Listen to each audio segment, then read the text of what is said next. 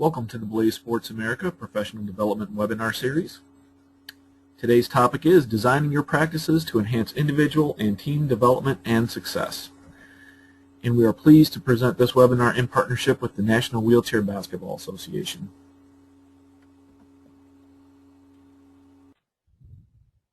Today's presenter is Doug Garner. As you can see a little bit of Doug's resume up there, and I'll let him introduce himself a little bit more. Doug is currently the head coach at the University of Texas-Arlington, and he is also the current assistant coach for the NWBA U23 team that will compete in the U23 World Championships next year. Doug, I want to thank you for joining us for this and presenting this topic. We look forward to hearing it, and with that, I will give you control over everything and make you the presenter and let you take it from there. Hi, Dan. Thanks for having me today. I think it's awesome that the NWBA and BlazeSports work together on this. You know, we did a survey last year through the NWBA, and coaches education was ranked very highly on the list of things that people in the organization wish they had more access to. So hopefully we can cover some great things today that maybe everybody can pull a couple of them and start using them in their practices. I've been involved in wheelchair basketball since '92 and have seen a lot of things through the years, and really it's contributed to my evolution as a coach and professional in the field. So having said that, let's get started here. See if we can navigate through this. And here we go. Okay, objectives today. Understand the importance of practice planning and individual and team development within the philosophy of long-term athlete development.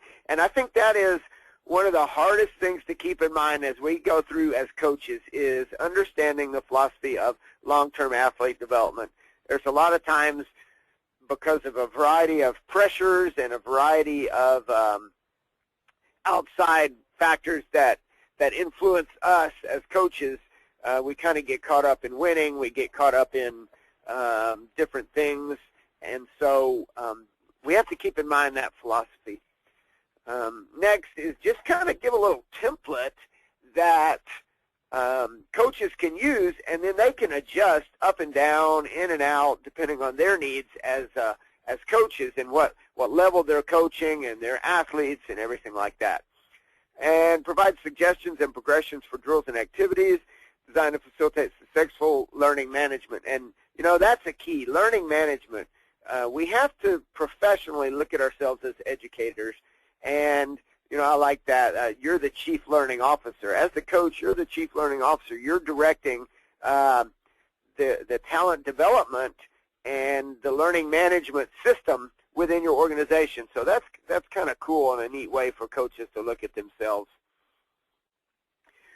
Suggestions for integrating physical training as part of the learning management system. And, you know, this is cool because everybody's like, well, we only have so much time. There's only so many hours a week. We only get to practice once, or we only get to practice twice, or 2 hours, or whatever. So hopefully I can give you some things that we use that I think will help in integrating the physical training or the technical training, really, that the athletes need.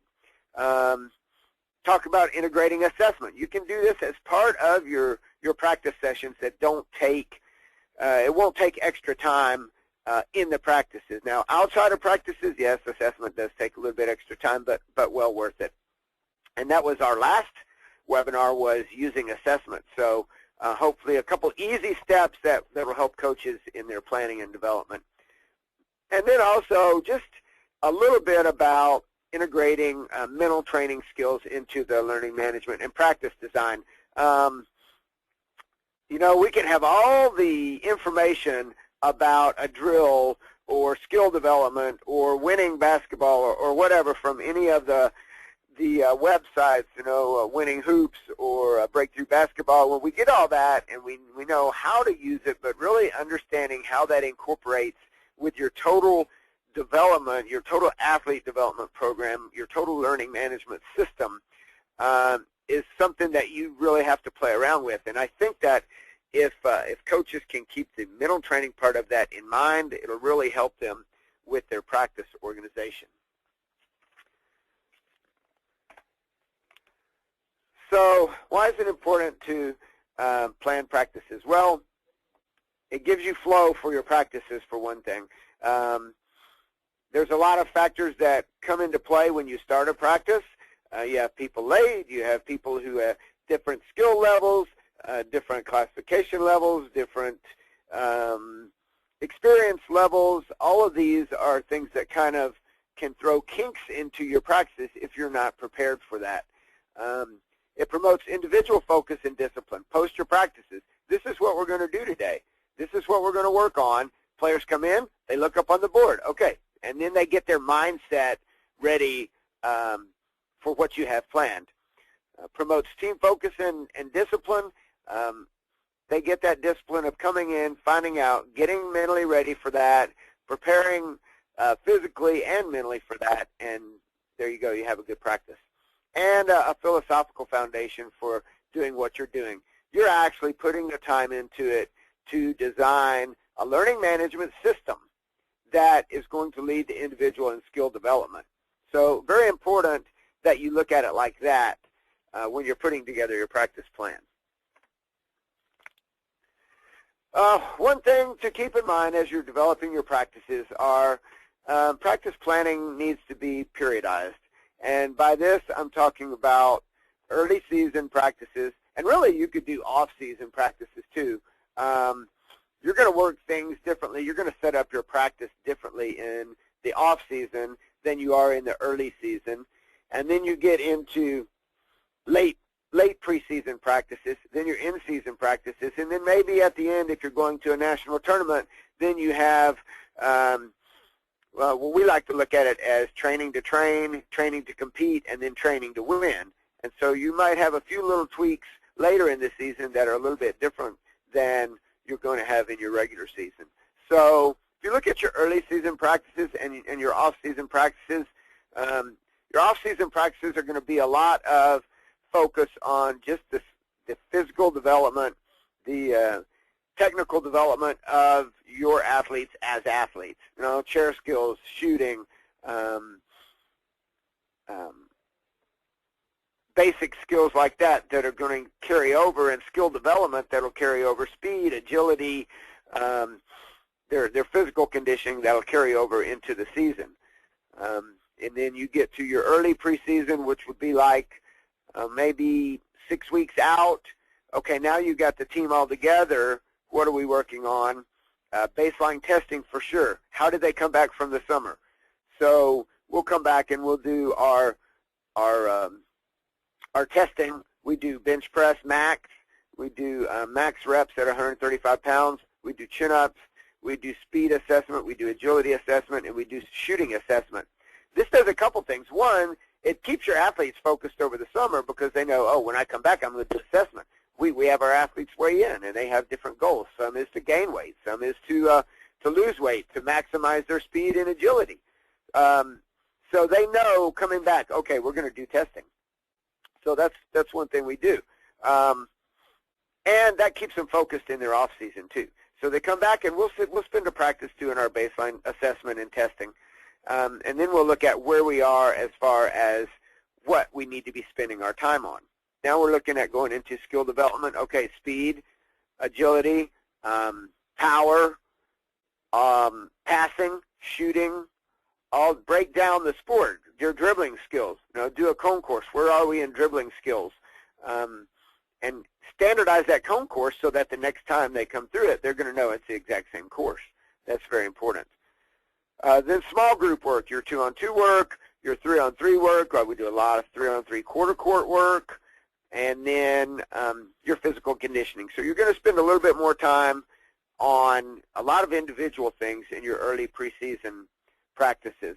Your physical conditioning can be worked into your practice session, and we're going to talk about that. But make sure you're real specific in your physical conditioning. We're not just talking about doing drills that are going to wear your athletes out. We're talking about focused physical conditioning for speed, for power. So if we're doing sprints, we want to make sure that we're giving enough rest between sprints that we're getting the effect that we want out of that. We also want to make sure that we're looking at technique. We want to make sure that we're looking at chair position and how the athletes are sitting in the chairs and strapping. All of these things that we're going to spend time early preseason, which hopefully as we get into the season, as we're training to compete and hopefully training to win by the end of the season, are a little bit different. Late preseason, now you're moving more toward more small group work. Your drills, maybe a lot more of your 3-on-2, 2-on-1, your 11-man, more of your flow drills that you're going to get into the flow of the game with your small groups. You start with small groups because your 2-2s and your 3-3s, this helps the athletes break down the game a lot more. It's a lot easier to break down a 2-on-2 or a 3-on-3 than it is a 5-on-5. So you want to spend a lot of time in your 2-on-2 and 3-on-3 because really when you look at it in a game situation, a lot of wheelchair basketball is that. It is the 2-on-2. It is the 3-on-3. So you want to spend a lot of your time now, especially in this part of the season, the late preseason and the early season, because maybe you only have a certain number of athletes. And just because you don't have a 5-on-5 doesn't mean you can't have a great practice. And then in season, we do a lot of stuff for team development. You know, we'll do the half court down and back, and we'll do some 4-on-4 continuous and things like that. Really working to try to get that team chemistry built up, that situation where everybody knows what everybody's doing. But for this, we're going to start out with just a template for late preseason, which is kind of where we are now. And so you're going into your practice, and you've kind of done your back to school, back to the fall baseline testing, so you know where people are, and you incorporate that information into your practice design. If your team is just not doing well in your outside shooting, then that might be a point that you're going to spend a lot of time on in practices. Not just go shoot, but designing your practice with drills in mind that are going to facilitate shooting development. And that goes from basic to advanced shooting. You have to figure out where your problems are, and that's where you're going to spend your time. So you're going to start with basically a team huddle. We always start with the team huddle. Now, everything needs an alpha and omega, and this is your alpha. This is your starting point. And this is where you're going to talk about your emphasis for the day. Our emphasis, one, is always on focus. When we're on the court, it's always focus. Our emphasis today is going to be on power push. It's going to be on communication. You get the mindset. You know, you got your practice plan, but now you're going to break that down a little bit and say, okay, when we're doing our 11-man drill, our focus is going to be on sharp outlet passes, going wide. And Dan, did you hear that?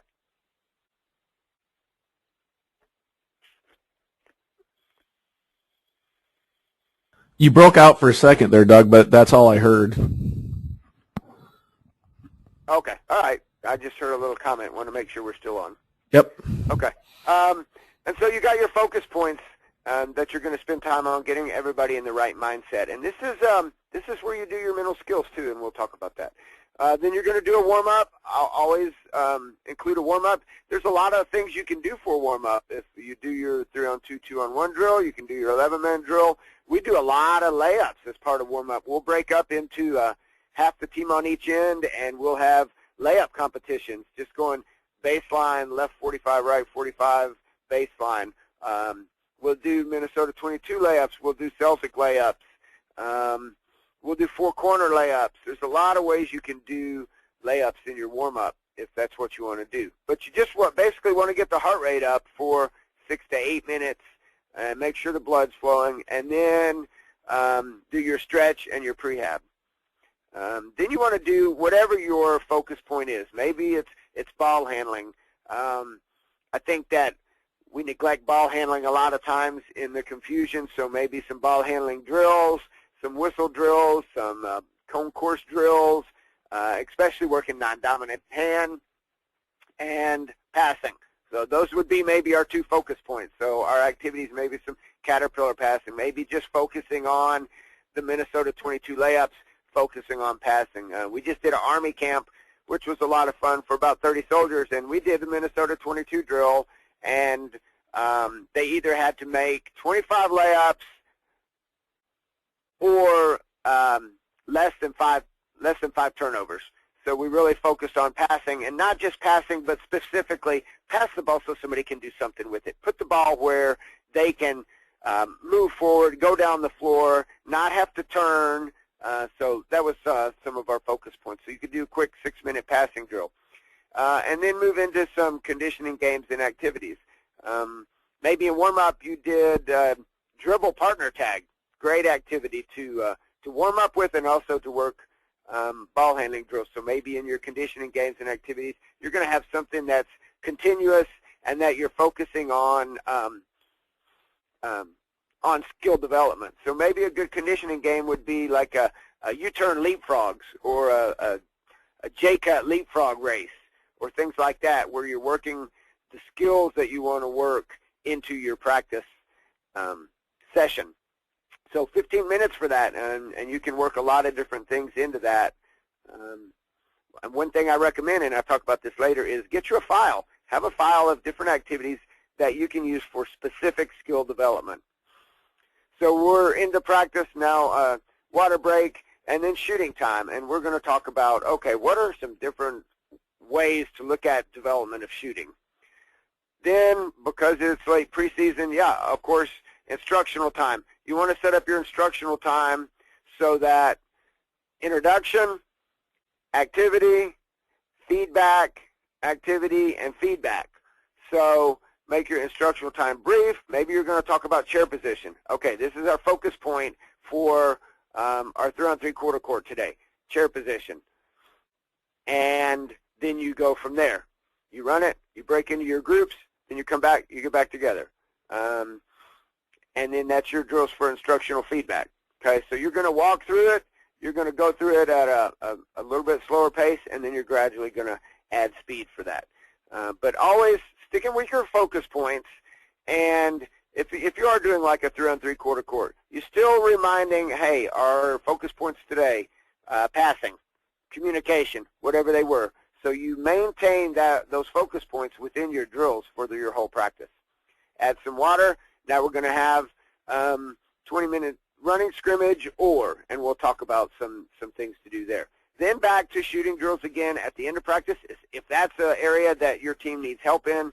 And really, what do people like to do? They like to shoot the ball and they like to scrimmage. So we'll talk about some different things that you can do to incorporate those in so that they are learning drills. And then always a closing huddle and say, hey, this is what we did. This was our focus point. This is what we did good on. This is what we need to keep working on. This is what you need to do before you come back to practice. We have to remember a lot of our athletes are recreational athletes. A lot of them are youth that can't drive. So we need to give them some focus points for between practices that they can bring back with them. Just a couple of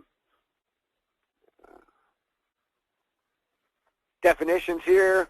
Huddle, talk about some of the things that we just talked about. The warm-up, here's some good suggestions for warm-up. We use tag, partner tag, dribble tag. We use shark, dribble shark.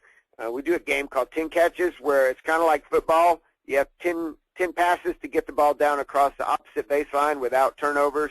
It's like ultimate frisbee and football and basketball all in one, but no dribbling. Once you catch the ball, you have to stop. That's kind of fun. Different types of layup activities.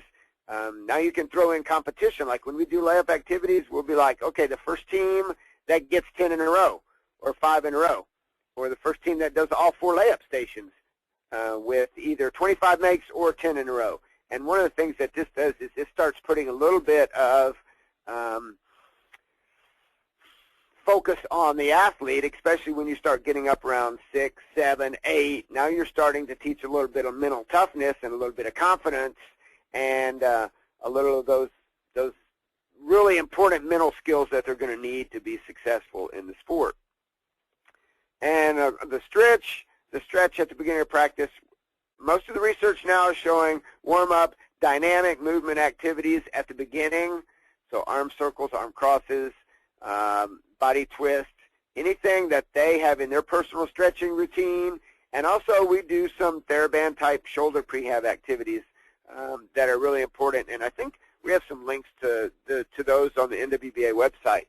So maybe something to look into, because you want to make sure with all the pushing, you want to make sure that your athletes are taking care of their shoulders. That's really important. Ball handling drills. Here's some suggestions for ball handling drills, some things that you probably already do. Obstacle dribbles. We do competitive obstacle dribbles by individual and team. We'll time them. That takes some time out of your practice, but if you do it as a team, these four against these four, and you have two different identical courses set up, then that makes it a little competitive. When you start adding the competition in the sense of I'm being timed, then that puts a little bit of pressure on the athlete to really push themselves a little bit. And we talk about it's okay to make mistakes. So we'll go through a dribble course with warm-ups saying push yourself a little bit faster next time. If you're not making mistakes, you're not pushing yourself. And then at the end, the obstacle course kind of as a race thing. The same with passing. Anytime you add competition, anytime you add timing, you add another variable that's really what we're talking about in the mental skills training. It's really getting in their head, but it's really things that they need to learn to move forward and be competitive in the sport. Conditioning game activities, and then performance. Allow rest between trials.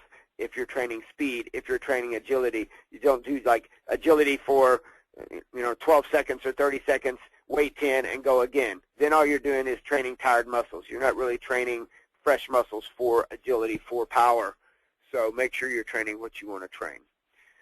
Okay, shooting. Like we said, everybody likes to shoot, and if you just open up the gym, what do? They come in and start shooting three-pointers. So some suggestions on your shooting time are to kind of figure out where you are. Do you have strength issues in your shooting? Well, then that can be addressed in your training. But if you have technique issues, then you can talk about the beef system. You can start with line shooting, and you can make it progressive. Okay, talk about technique, then go to line shooting. Get 5 in a row on the line, then go to wall shooting. 5 in a row on the spot, then go to, we use the Steve Nash drill for shooting, which really focuses on technique, and that's basically they start in the paint just almost under the basket. They try to get 5 in a row without hitting the rim. If they get 5 in a row without hitting the rim, focusing on technique, then they back up.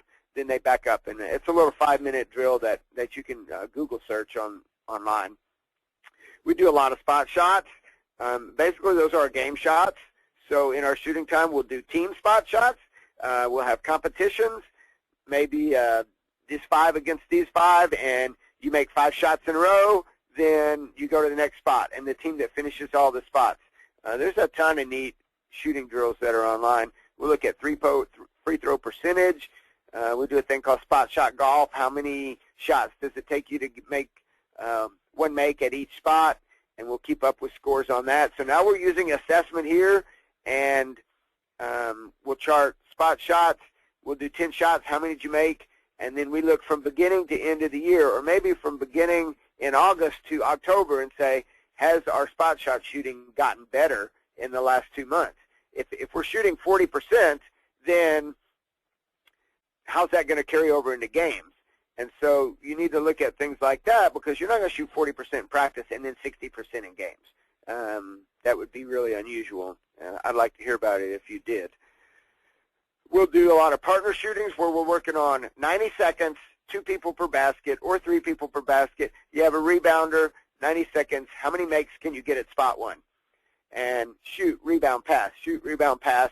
And then we'll have our team records. Like I think the most shots made in 90 seconds from any spot in a 2-man team was 21. So those guys were really on that day. But then that's our benchmark. That's our thing. All right, team record at this spot's 21. So let's see where we are. And you're throwing in the clock. You're throwing in a little bit of individual pressure. You're throwing in passing. You're throwing in power push to rebound. You're starting to throw in all the small things that are going to make for great basketball. So we'll do that with partner shooting. We'll do individual time shooting. This is a neat drill. It's we borrowed this from one of our international players, and their national team has figured out that within 23 minutes you should be able to make 20 makes at each of the 7 spots, and that's baseline 45, elbow, free throw, elbow, 45, and baseline. You should be able to make 20 shots at each of those 7 spots. So it's 140 makes, 23 minutes. So we'll start out, we'll do the 23-minute shoot, and we'll see how far through that schedule they get. Sometimes we'll start at spot 1, sometimes we'll start at spot 7. We've gotten to where some of the guys can finish the spot shots in the 23 minutes, so we've added 3-pointers. So now sometimes we'll start at 3-pointers for the guys that shoot threes in games. Start at threes and 20 makes, then go to spot 7, 6, and see how far through that you can get in the 23 minutes. So now we're not just shooting, but we're throwing in pushing, we're throwing in rebounding, we're throwing in dribble to the spot, stop, relax, take your shot. So you're throwing in a lot of game simulations that will carry over to competition. Sometimes we'll throw in, okay, 10 minutes, 3 in a row from each spot, and we'll see how far each athlete gets. So there's a lot of things you can use. What you want to look at is going from an open state shooting, which is, okay, make 10 shots at each spot and tell me how many you make. There's no pressure, there's no time, there's no competition except the competition they put on themselves against each other, but it's just let's see where we are in shooting. To closed state shooting, which is more going to simulate game-like shooting. And now we're doing that for the shooting part of our practice.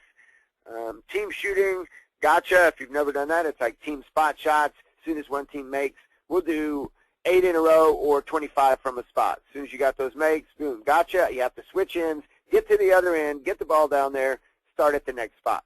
And see, there's 7 spots, so which team's going to end up with the most wins at the spot shooting. And then we use a Tennessee shooting drill, which starts 3 players in the middle of the floor, 10 minutes. They all go in the same direction. There's 3 balls on the other end. Pass it in. You get 3 shots. Passers go to the other end. You can look this up online. Our team record in a 10-minute Tennessee shooting drill is 118 makes.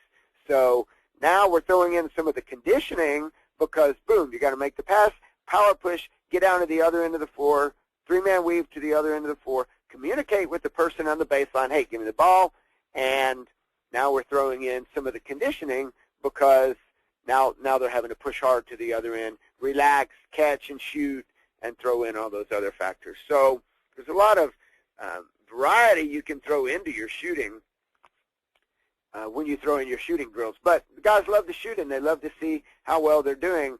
And you have guys who think they're great shooters. You use your assessment here and say, okay, here's where we were. We'll keep up with individual makes on our Tennessee shooting drill.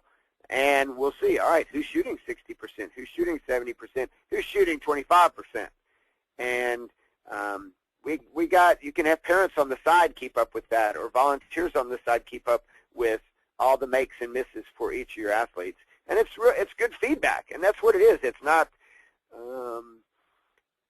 negative. It's not a penalty. It's not, boy, you shot terrible today. It's, okay, this is where you were today. That's your feedback. You know, because as people, we like to remember our successes. We'll be like, man, I was shooting good. You see that shot? I caught the ball, and then we see the actual numbers, and sometimes that's a little bit surprising. So it's good to have that quantitative data to show our athletes sometimes. Instructional time. Set up your focus point for your instruction. Talk about everything that's involved in the skills that you're working on, the lead-ups, the communication, the cognitive skills, what they have to know, recognizing the floor setup, because here's the thing in wheelchair basketball, as you guys all know, you can teach this is how you do a pick and roll, but if you have 2 different people out there, you might be doing it a little bit differently, depending on their skills, depending on their function, depending on their height, depending on their speed. All those things maybe are going to affect your pick and roll or how you're going to run your pick and roll, especially in a game situation. So these are some things maybe you want to talk about. This is how we're going to run it against this defense. This is how we're going to run it if we can get the defense to set up like this. So not only are you teaching the skill, but you're also going to teach the use of the skill. This is how you use it. This is what you're going to look for when you're implementing this skill in a game situation. And so you've got players who are recognizing when, where, and how to use those skills in game situations. So it's a lot of information, and so you set it up, you run it, and then you talk about it, and then you run it again, and then you talk about it. And sometimes this can be the frustratingly slow part of practice, but it's also for individual development something that's it's essential for them to become competitive in the sport. And then as you watch your games, as you're breaking down film, then that's your feedback. Okay, we need to go back and revisit this because they don't understand when we want them to double jump. What are we looking for when we're trying to set up a double jump or a hard yo-yo? And so then you take that and you provide the feedback to the athletes.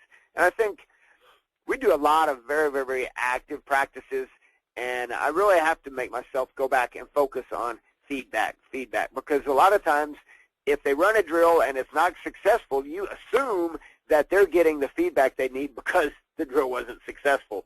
But unless you point that out and you point out the small things that contributed to being not successful, then sometimes we're not addressing the cognitive needs of the athletes in understanding how and why it wasn't successful.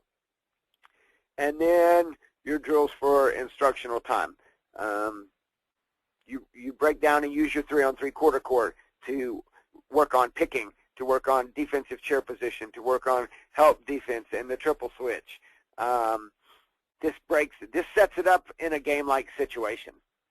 We'll do 3-on-3 continuous, full court, but when they get to one end of the court, they go quarter court. So they're getting the ball, they're pushing the outlet, they're pushing the ball down the floor, but then they're having to slow down their thinking a little bit because, you know, our guys, especially younger athletes, they get in go mode. They watch Ricky Bobby and all that, and they're like, go, go, go, and sometimes they have to learn to slow down their thinking, set up the offense that they want to run. Well, okay, now you got to go down. You got to set up the quarter court offense and how you're going to run it. It's not always one-on-one cuts, and that's one of the biggest things teaching your athletes, because they can be successful on a one-on-one cut, and that's what they're going to remember, and they're going to look to run that. And so this is the teaching the team play part of the sport. But you're doing it in game-like situation. You're doing it moving the ball down the floor. Let's see where we are. I want to make sure we're not taking too much time. Okay. Conditioning games and activities. Develop a notebook. Shadow defense is great for teaching, is great for conditioning. 1-on-1 shadow defense, 2-on-2, 3-on-3. Then you got your power pushes, your power stops, some core conditioning, because you're focusing on, okay, how are you pushing? How are you developing power? How are you using your body to turn? You're focusing on all that as part of the conditioning, and it's all part of your defensive drill. 3-on-3, 2-on-2 activities, breaking them down, giving them the focus points that, hey, get the ball, push it down the floor, make the outlet pass, go. And then that kind of thinking, that sequential thinking activity in their brain is creating new dendritic connections in their brain that hopefully will become habit and will become part of their thinking processes, and it'll help them utilize the full court of activity. Let's see. Okay, the scrimmage part of it that we talked about earlier. I mean, that's what they want to do. We practice with the Dallas Mavericks a couple times a week, and they come in the gym going, scrimmage! So activity, your guys want to play basketball. Community teams, juniors, that's what they want to do. So you can make that part of practice. I mean, we do a lot of scrimmaging, but we do focus scrimmaging too. We'll have a focus point of working on transitions, offense to defense, defense to offense. Maybe it's a communication focus. Maybe it's rebounding. Those are all our focus points as part of scrimmage. Sometimes we don't keep score in scrimmage because we're not worried about, what will happen is they're going to get caught up on who wins the scrimmage. And they're not focused, they're focused more on the scoreboard than focusing on, okay, what are we doing, the small things we're doing to play better basketball. So you can do running clock scrimmage, and if you've got 10 players, you do 20-minute running clock. What have you just done? 20 minutes of conditioning, because it's been nonstop, push, push, push, get the ball goes in, get it back in, down the floor. And it's nonstop, and it's good conditioning. So you can do that, or this is a good time where you know your team, depending on what you need. Maybe this is where you work your end games. Maybe you work your special situations, number situations. We'll do scrimmage where shooter always has to touch the wall before they go down to the other end of the floor. This does a couple things. One, it forces the offense, get the ball, get it in and down the floor before the guy can touch the wall and get down. It makes them focus on back picking. It makes them focus on number situations. So the way you set this 20 minutes up can be individualized for your team and the needs of your athletes. And so you can use it as a conditioning type drill, or you throw it out there as some skill development with a specific purpose. Maybe you do whistle scrimmages. We'll do a lot of whistle scrimmages where we stop, we'll talk about a situation, and then go. Or we'll do a whistle scrimmage where we stop and immediately the ball goes the other way. So it's just what you want to get out of the practice and what you think your athletes need to get out of the practice to continue their development. And then your Omega, or your end of practice huddle. Let me see where we are here. Good. Quotes. Again, talk about the good things they did. Talk about what wasn't so good, but talk about why wasn't it so good. Okay, maybe they weren't focused. Maybe, hey, when you guys came in today, you guys were talking about the election. You were talking about tests at school. Johnny broke up with his girlfriend. All these are things that influence how our practice goes. So today we didn't do a real good job of blocking those out. We use quotes. Use a quote at the end of your practice to really help maybe inspire or motivate them to get to work before the next practice. Maybe this is where you go over your assessment. Hey, in layups today, nobody got 5 in a row. Or in our Tennessee drill today, nobody shot more than 42%. So if you have some time, you need to work on your shooting. You need to work on your technique. You need to work on your strength. You need to work on your range of your shot. So this is where we talk about, hey, this is what we need to do to get better for next practice, to be ready for next practice. This is also where you talk about your logistics. You have something, a fundraiser coming up. You have an activity coming up. All this comes at the end of practice. And it's just a good time to get everybody on the same page, generate a little energy, a little excitement, and then, hey, 1, 2, 3 Mavs, and let's go have dinner, or whatever comes at the end. Oh, the value of assessment and practice planning. Obviously, we do a lot of assessment. So I like this quote by Coach K, and I think Dan had actually used this in one of his goal-setting webinars, but I thought it was pretty good. When our goal is to try to do our best, when our focus is on preparation and sacrifice and effort instead of numbers on the scoreboard, we'll never lose. And that's the thing. It's breaking down the sport and doing it in practice so that your focus is on preparation, the effort, the technique, and the individual development. And this is what motivates the athletes. I'm getting better. This is how you sell your program to your parents. Look at how much better they're doing. It tells you where you are, and then between now and the next practice, you want to look at, okay, man, we had a lot of turnovers that practice. In our Celtic layups, we turned the ball over 15 times. So why? Why did we do it? Is it a strength issue? Can they not make that pass? Is it a layup issue? Is it a pushing issue? What do we need to work on for the next practice? And now you have information that's going to help you with your next practice design.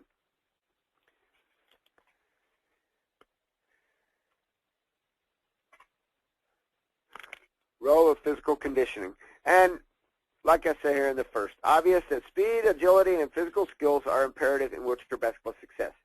Even if you don't have bigs, you got to be fast. You have to have speed, and you have to know what speed is. Acceleration, deceleration, turning skills. That's what speed is. So that is super important. So now, how do you balance that as the chief learning officer? How do you balance that need within, oh, we only get 2 hours practices a week? Also, oh, it's conditioning time. Well, I got to go early. I got to study for a test. Things like that. Use the fact that you know they have to be in shape within the practice so that each drill incorporates speed, agility, and physical conditioning development. So your shadow drill, you're focusing on power. You're not just focusing on pushing, but you're focusing on how are they generating that power? How much trunk do they have, and how much trunk are they using? How are they using the lateral movement that they have to turn their body and to lean into turns, to balance their turns with their trunk and their legs and their feet and whatever functional capacity they have. The same thing with speed. How much are you using your legs and your speed? And so you're doing one-on-one shadow, but you're talking about, all right, use your trunk more, push with your legs more, use your hips more.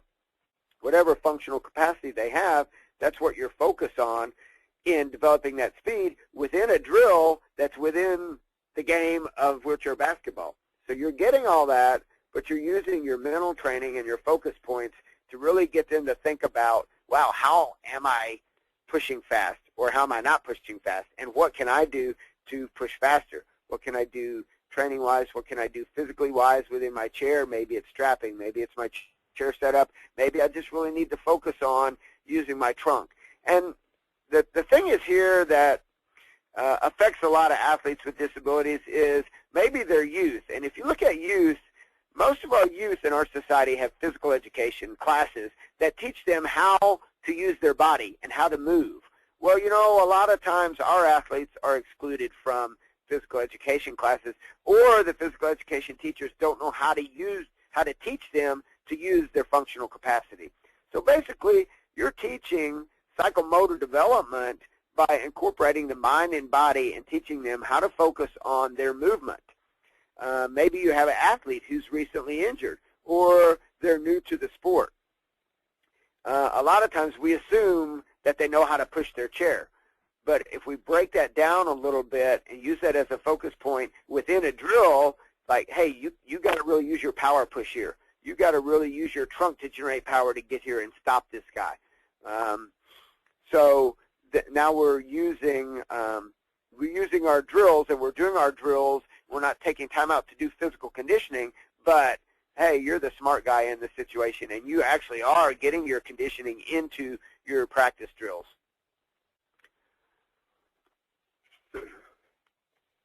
So like I say, any drill can be a conditioning drill as long as that's your focus point in moving forward. And mental skills training. This is a great definition of mental skills training, and here's the website that's on there. There's a lot of things online. Designed to produce psychological states and skills in athletes that will lead to performance enhancement. And, you know, that's what we talked about at the beginning, the long-term athlete development, performance enhancement. It all goes hand in hand. Focus on the mental skills that need to be developed to further propel athletic performance beyond that which can be achieved through physical and technical training. And it is a skill. It's mental skills training. So you use your huddle at the beginning of practice. You use your skill development sessions to teach your focus points. You also use those times to talk about resiliency. Okay, we thought we were going to win last weekend and we didn't win. What do we have to do to bounce back from that? And I think this is a great place where you talk about the carryover value of sports. You know, stuff like this happens in life too. Maybe a couple of the guys had an argument during practice. And you talk about communication and you talk about relationships, and hey, it's not just in basketball. What are you going to do if somebody in your family talks to you like that? What are you going to do if somebody in your family says something that hurts your feelings? And so you take the skills that are learned in your basketball practice and help them carry that over to school, to work. We talk a lot about how the things we do in leadership and in our practices and in our relationships within our team here on campus carry over to, hey, when you work someday, when you have a job, what if you have a boss like that? How are you going to deal with that situation? This is good experience, and this is a good learning point for you to grow from that. We talk about visualization and imagery. We had a performance enhancement guy from the Army. He was here for Army Camp. He did a neat presentation on thinking traps, how a lot of times we'll think something is true and we'll operate under that assumption, and it's totally not true. You know, the guys will say, he's lazy. He never works at home. Well, that could be a thinking trap because maybe this person has a job and they have a child who was sick, or they had a car wreck, or we get into those always thinking about people that, you know, they're not always true. So it's a good time to think about that. Hey, some of you guys said some things about John today, that John's lazy and he doesn't care about the team and he's not doing his part. Well, you know, we can't think like that. We have to trust each other that everybody's doing everything they can to help this team and to meet our expectations for the team. And John's had a hard time this last week. He's had some extra work. But you have to recognize those thinking traps among your athletes and bring them up in your huddles before and after practice. So you're going to transition into seasonal play. You're going to take a lot of the skill development things you're doing and move them over into drills that are going to be applicable to game situations. You can Google a lot of these online. My email's at the end if you want to call and say, well, how do you do this? How do you run this? We'll do a lot of the continuous to simulate the game situations. But the good thing I like about the continuous is you got 3-on-3-on-3. So we'll run, let's say it's 3-on-3-on-3. They score a basket. Immediately we're into press. And they press to half court once the ball's crossed half court. Well, while that's going on, the guys on the other end are saying, okay, well, last time this didn't work. Last time we did this. So they're getting their feedback and they're getting their communication and they're getting their, maybe you have a coach down there, instructional time. Okay, well, now look, this is who's coming our way. This is how we want to play this team. So you've got learning going on one end where you have actual physical game simulation going on the other end. And that team sets up in the teacup at the three-point line, and they wait for the other team to break the press, and then you go 3-on-3 on this end. So now we're getting our learning, we're getting our skill development, we're getting our game application, we're getting our competition simulation, and it's all simultaneous. And while where they're going 3-on-3 down here, the other end is like, man, how'd you miss your assignment there? What happened on that pick? Things like that. So it's a great way to stimulate all of that. Continuing to use assessment, you're going to have a lot of game assessment feedback for the players, so that's good. So now you're talking about this is what we're going to do to address that in practice. You know, we didn't shoot well outside, so we're going to do this. We're going to do this more. We're going to do this drill more. We'll do a lot of 2-on-2 or 3-on-3 tournaments as part of our practice. You know, we'll have 20 minutes, all right, 3-on-3 tournament or 2-on-2 tournament. In preseason, we'll do a lot of one-on-one stuff, a lot of one-on-one tournaments. And this is great because it forces your guys that don't handle the ball a lot in team situations. Now you got to handle the ball. 1-on-1, 2-on-2, and 3-on-3. And the good part is you as a coach, you're picking the teams. So you're putting players in situations like that they may not face in a game because you're looking at skill development. So how the guys go, hey, we don't have a guard on this team. Like, okay, well, you know, somebody's got to handle the ball. So now you're channeling the skill development by the way that you select the teams for your practice tournaments.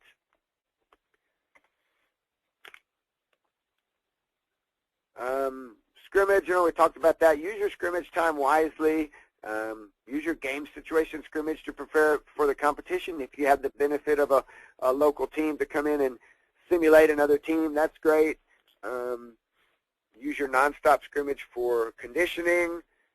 But remember, the key to all the learning is the feedback. What's the feedback they're getting? So even in a nonstop scrimmage, you're still going up and down the court giving feedback. In education, we use the Socratic method of questioning. What happened there? What happened there? What happened there? So you're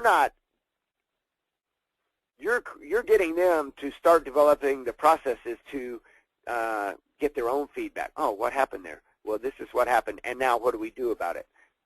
So you're still teaching and you're still learning even during up and down the court scrimmage situations. I get a lot of coaches that ask me, man, how can you teach decision making? And, basketball IQ, a lot of times it comes down for that. So one of the things is don't take for granted that the athletes see or know what you see or know, because a lot of times they don't. So you have to teach reading the floor. We talk about different types of mismatches. We talk about sequential thinking skills. If I do this, what's going to happen next? Transitional thinking skills. This is what's next. This is where I'm going next, so that it's nonstop thinking when they're on the floor. The 3-on-2, 2-on-1, or the 11-man, you're looking at their decision making. And one of the things you have to teach really is the capacity to get in the other guy's head. And this is how I'm going to sell in this 2-on-1. This is how I'm going to get the defense to commit. I'm going to make him think. So now you're teaching them how to read the other players and what's in their head. What are they thinking? What do they think I'm thinking? This is called metacognitive activity, but you have to talk about it or it doesn't naturally happen. So they have to think about thinking, and you have to teach them how to think about thinking. Hey, this is what you're thinking. What do you think he's thinking? Why do you think he's thinking that? And it's a process. It is a process, and a lot of times young people with disabilities, they don't get put in situations like that. And sports is a great avenue for teaching those types of things. It says the number drill monster from the sidelines, monster drill from the sidelines. This is really fun. We'll line 4, 5, 6 players up, number 1, 2, 3, 4, 5 on the left sideline and 1, 2, 3, 4, 5 on the right sideline, and then we'll roll the ball down the middle, and we'll call 1, 3. Okay, 1 and 3. Number 1 and 3 from each side have to come out. Whichever team gets the ball, white's going to the far end, blue's coming to this end. So as they're power pushing from the side, they're already thinking, okay, he's probably going to get the ball. I'm going to need to cover him. And so now we're teaching decision making, and you're talking about this. All right, you got to be thinking as soon as your number's called. Who are you going against? Where are they going to go? What direction are you going? Where's the ball? And now they're having to learn those sequential thinking processes as part of the drill. And that can be a lot of fun.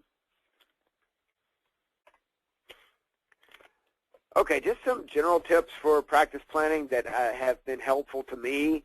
Put it down on paper. That's not to say you have to follow everything that's on your practice plan, but it gives you a general guideline. Plan it in advance. Grade your practices.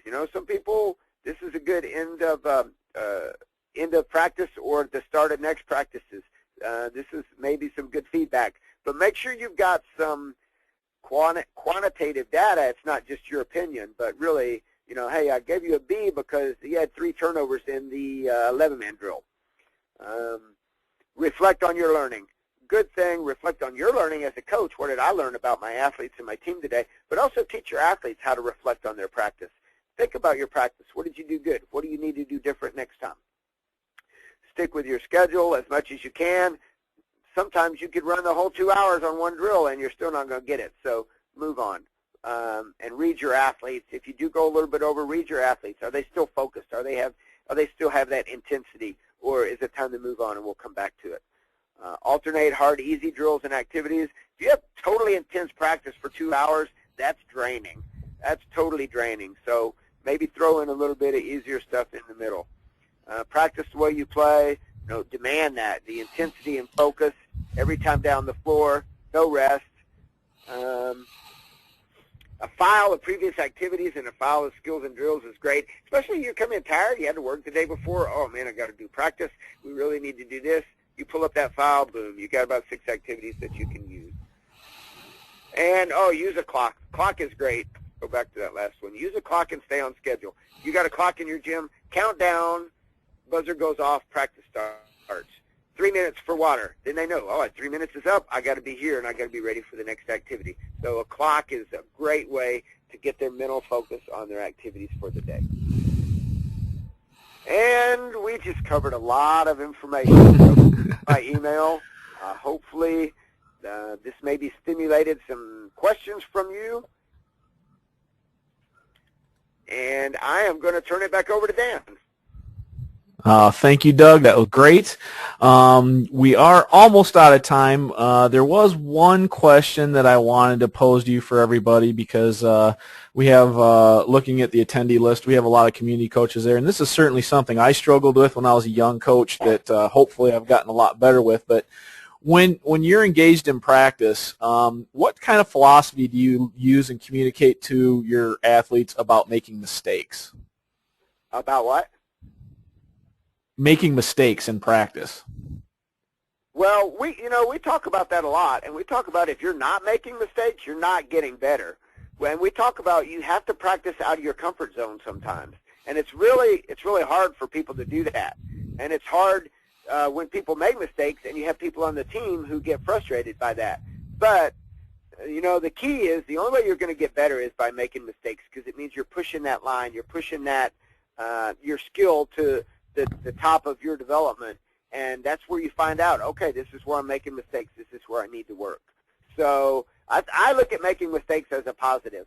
This is feedback for you. Okay, this is where I am right now.